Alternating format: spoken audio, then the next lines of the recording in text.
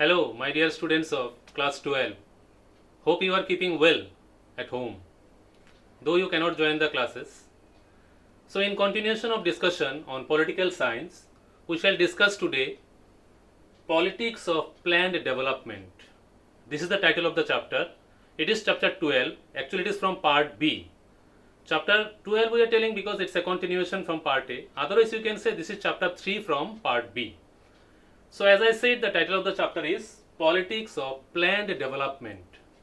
So, in this title, we will take one topic mainly, that is planning. I have written one question you see here. What is planning? That we have to know. Planning can be defined as a course of action which is based on pre-assumed objectives. There must be some objectives. Say for example, any good thing you want to achieve, planning is a must. So planning is important for every individual as well as for the nation.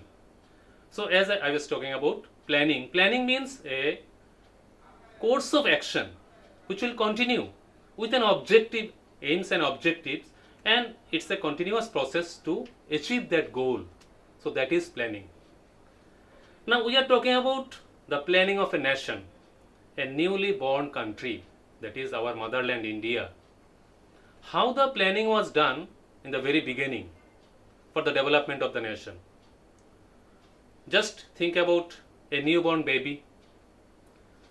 It needs lot of care, isn't it?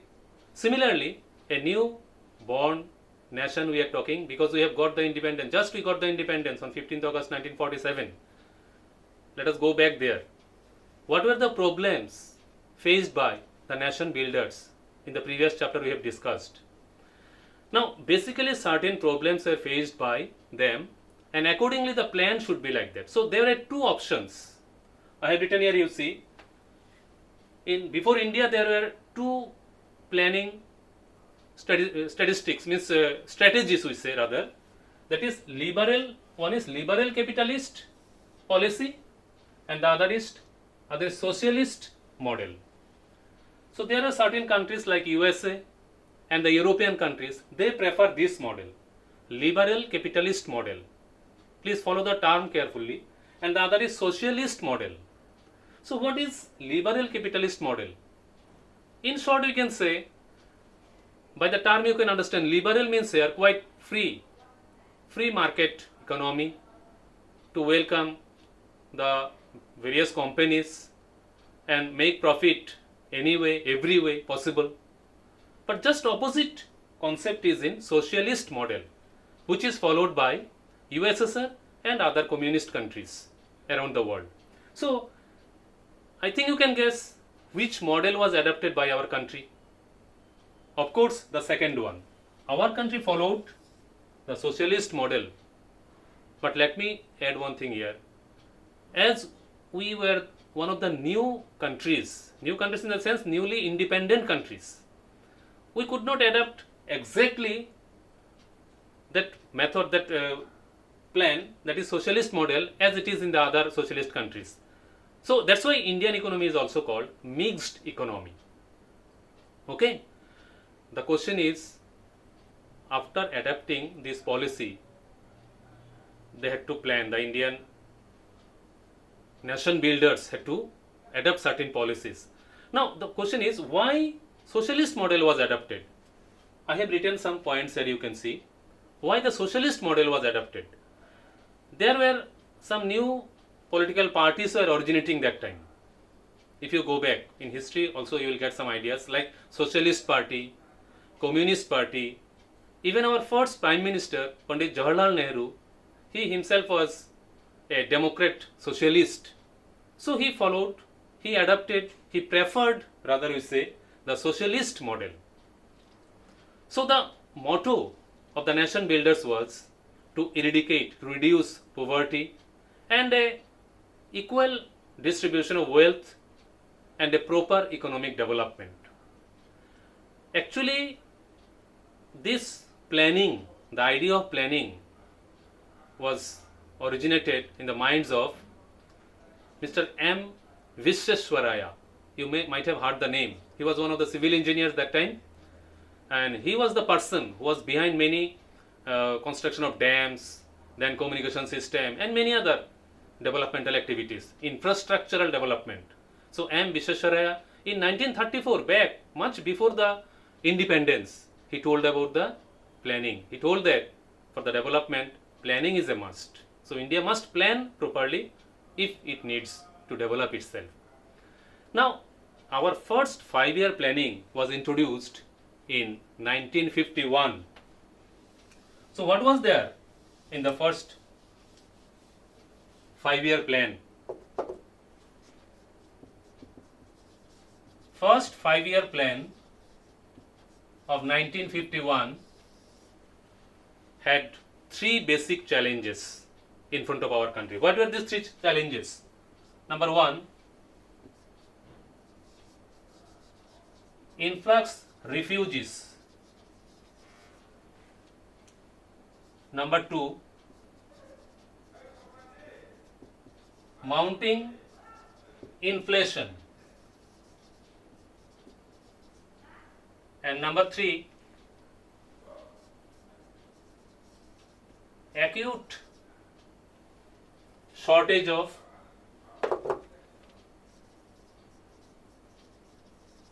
food.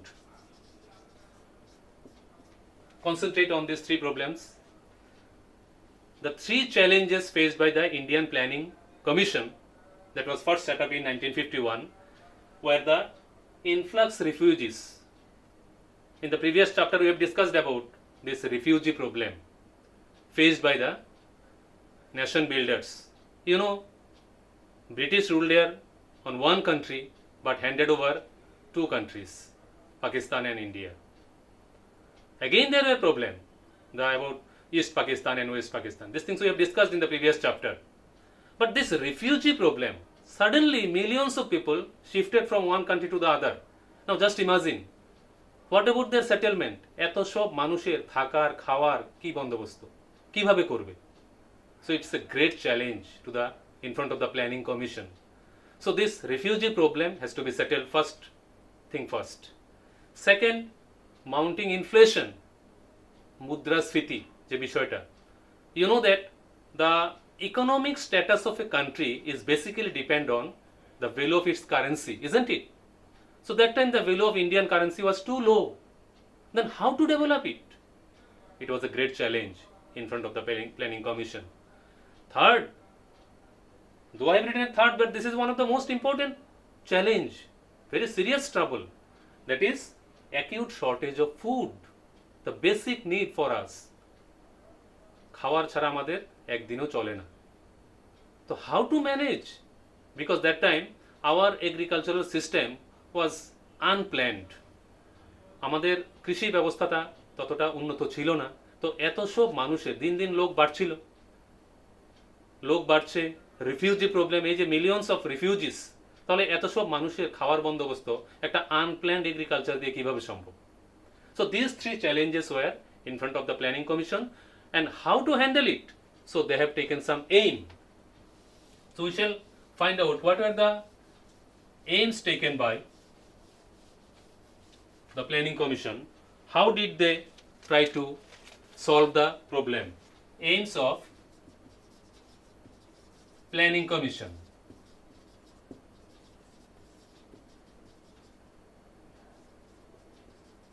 So what were the aims the Planning Commission has made? Balanced economy.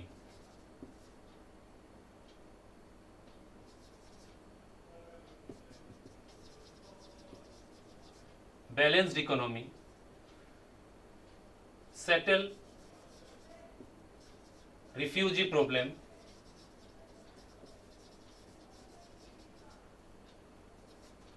Third,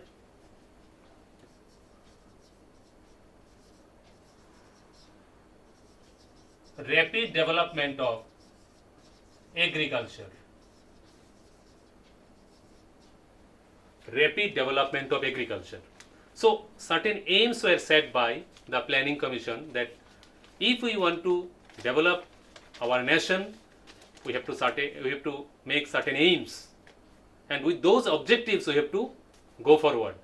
So the first aim was a balanced economy. The question is, why this imbalance was created? Why there was imbalance in the economy? Basically, two problems. The world faced two great challenges. The world wars I am talking about. The First World War and the Second World War. How devastating the World War was. I think you have got some idea. You have studied in history, isn't it? So, those world wars created a devastating situation around the world. The total economy was down and it affected our country also. Then partition. Partition was a great challenge. It's a big problem created. Shifting of many people, division of the economic system. So many problems were created. The imbalanced economy. So the first challenge, the first aim in front of the Planning Commission to create a balanced economy. Then to settle the refugees. I told you earlier, refugee was a great challenge. Refugee problem.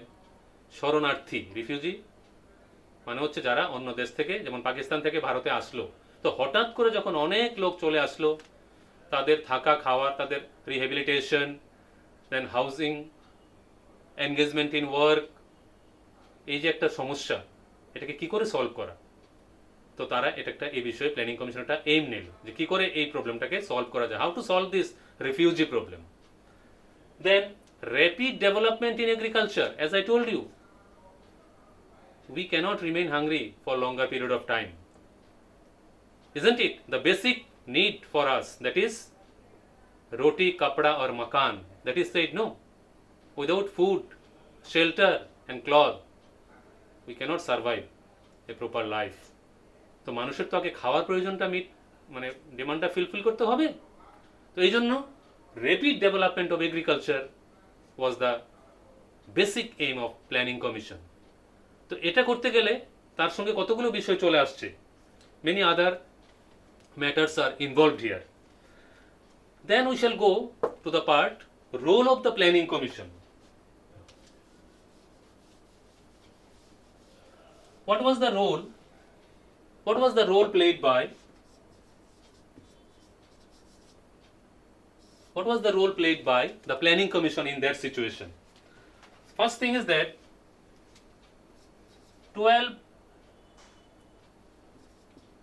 5 years plan already completed by that time. Means till now, rather we say, and the last 12th 5-year planning was, the timing period was 2012 to 2017. This was the period of last 5-year planning. So in these 5-year plannings, lot of economic activities has taken place for the development of agriculture, infrastructure. Another important thing, around 27.5% contributed by the industrial sector.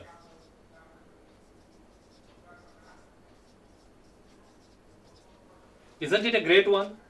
27.5% of the national income was contributed by the industrial sector. So by that time, many industries were set up and accordingly there was advancement. Then there was reduction of birth rate and the death rate. Reduction of birth and death rate. Infant mortality rate was reduced. Due to the advancement of medical science, there was reduction of death rate, especially the infant mortality rate. Because for a country to be developed, the most importance to be given on human resource. Now, if the child is born or is incapable, child is born in incapable manner, means not in a perfect manner, then what may happen?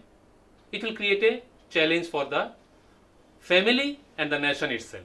To groom up the child, an incapable child, infirm child, it's a challenge for the family as well as for the nation. So, the most importance was given so that the child can develop in a full-fledged manner, a healthy one, a strong one, who can contribute for himself, for the development of himself as well as for the nation. So this is very important. Then death rate also, even for the aged person also, death rate was reduced so that he can contribute more in the nation building. Now there was increasement in education,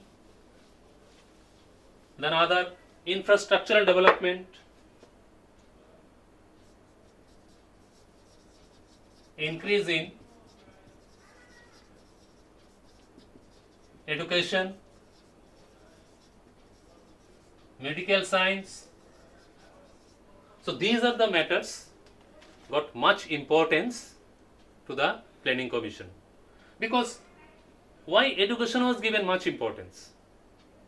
Because for the development of human resource, education comes first.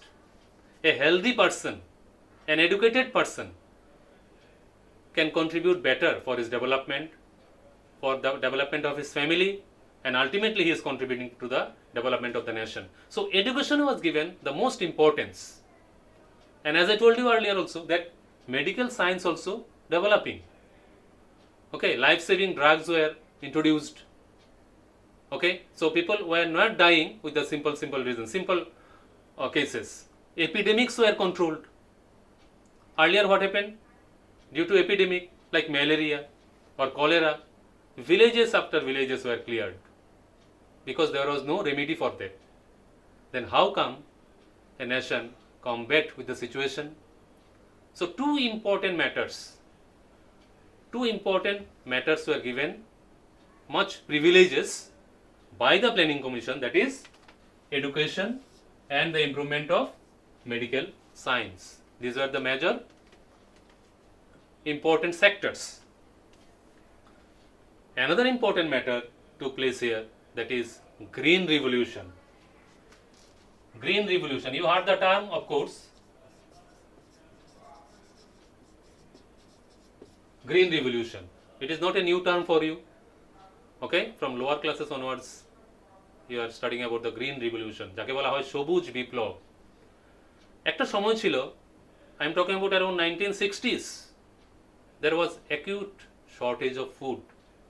You heard about the famine and all, Bengal famine, isn't it? Due to the indigo revolution, there was indigo cultivation. Indigo cultivation was going on full-fledged. So there was much less production of food. So accordingly people suffered from starvation, hunger. And the process continued for much longer time. Villages after villages were cleared, died due to the lacking of food, shortage of food. So in that situation, I told you earlier also that challenges, this hunger was a major challenge in front of the planning commission, in front of the nation. So during 1960s, when there was acute shortage of food, India was basically dependent on the food supply of USA. But as we know, the capitalist country, what is their policy? The capitalist country always have one motive, to make profit anyhow, at any cost, at every way possible. That was their motto. তো capitalist country থেকে food supply করা হলেও তাদের যে কন্ডিশনগুলো বা তাদের কতগুলো limitations, এগুলো মেনে চলা দিনে দিনে অসম্ভব হয়ে পড়ছিল। It was a troublesome situation for our country. So what to do? That's why our first Prime Minister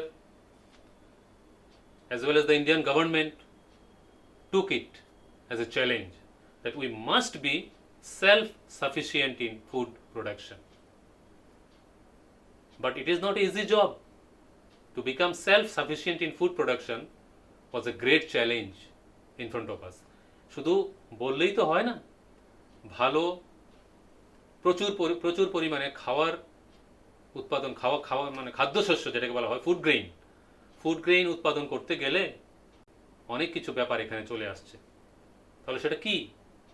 প্রথমতই হলো technological development in the field of agriculture.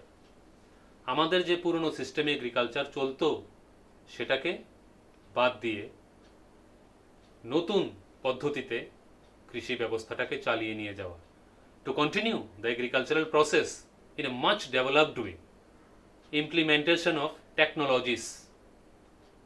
যেমন অনেকগুলো নাম তোমরা শুনে থাকবে, harvester, tractor, then some machines are combined together, then seed drill machines, use of fertilizers, chemical fertilizers, pesticides, and most importantly HYV, high yielding varieties of seeds. So high yielding varieties of seeds was invented by the scientists in some research centers. High yielding varieties of seeds were researched and they found that these seeds are really beneficial. So the government of India implemented the policy of Green Revolution, and we can say the year 1966 to 67, this is very important, 1966 to 1967, this time period we can say the golden period for the Indian history. Why? Because Green Revolution took place in this phase, and gradually India became self-sufficient in food production. So as I was talking about, what are the factors behind the Green Revolution? সবুজ বিপ্লব করতে গেলে যে অনেকগুলো factor চলে আসে, আমরা এখন সেই ফ্যাক্টরগুলি দেখব। What are the factors behind the Green Revolution?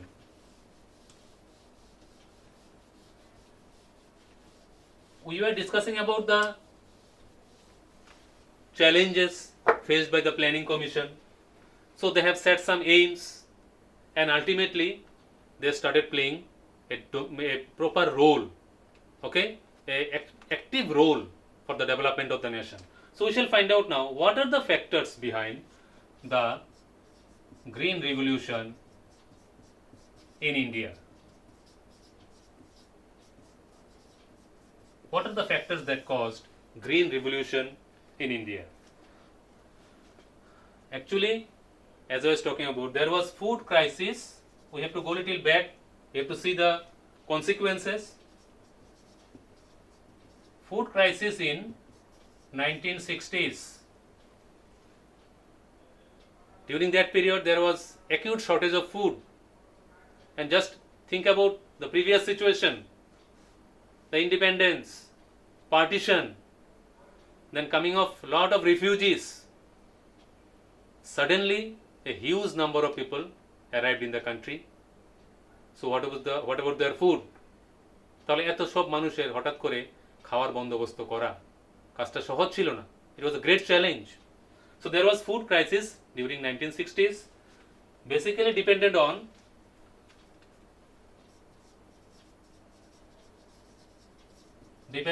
on USA for food supply. But I told you, what was the problem with this? There are some limitations, regulations, restrictions put by the other countries while supplying food. Then how come a nation be dependent on other countries for food supply? Gradually the population was increasing day by day. Okay? Then the government decided to be self-sufficient.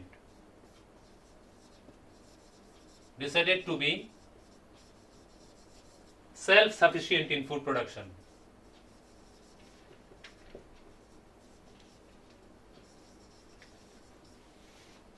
At any cost, we have to be self-dependent on food production.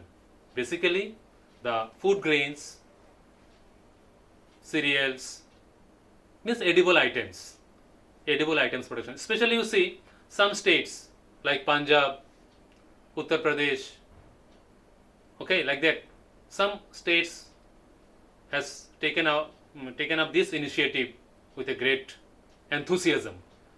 বিভিন্ন রাজ্যের মধ্যে এই food production বিষয়ে বিশেষ আগ্রহ দেখা গেল এবং তার জন্য কতগুলো পলিসি ইমপ্লিমেন্ট হতে শুরু করলো। তো আমরা এখন দেখছি যে কোন কোন পলিসিগুলো এখানে গ্রিন রিভলিউশনে যথেষ্ট হেল্প করেছিল। The ideas you have, of course, replaced the traditional agriculture because there was no other way out. Traditional agriculture could not feed the huge number of people. Day by day it was increasing, and plus there was refugee problem. It was a challenge. So the traditional agricultural system was replaced by the advanced agriculture, implementation of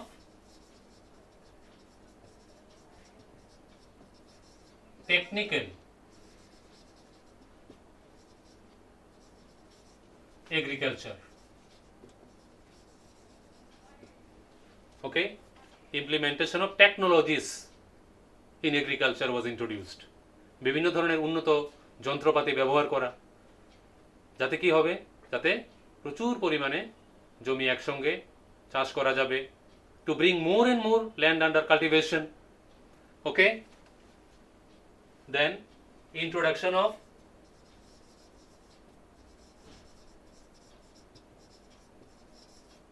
high yielding varieties of seeds, HYV. You have studied this in lower classes also, no doubt, okay. High yielding varieties of seeds which were found very effective, means in the same land earlier the production was too low, but while using the high yielding varieties of seeds there was a great advantage. Then use of irrigation system,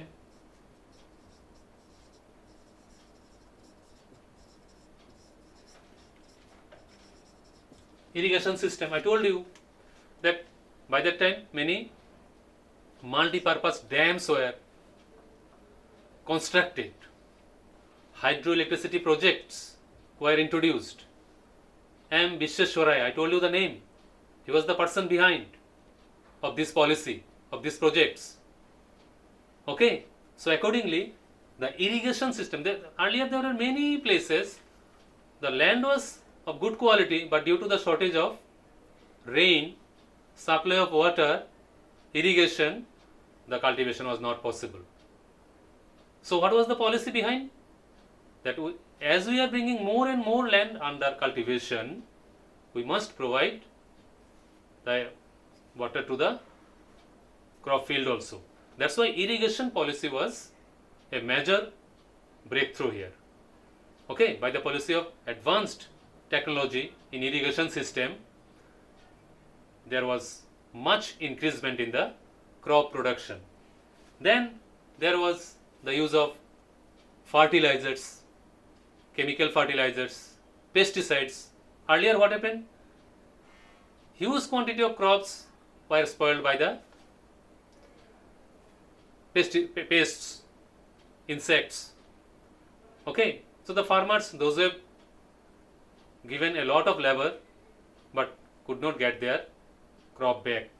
So that's why the use of pesticides and insecticides also took a great step here.